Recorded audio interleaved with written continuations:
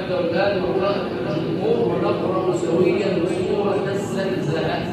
أعوذ بالله من الشيطان الرجيم. بسم الله الرحمن الرحيم. إذا زلزلت الأرض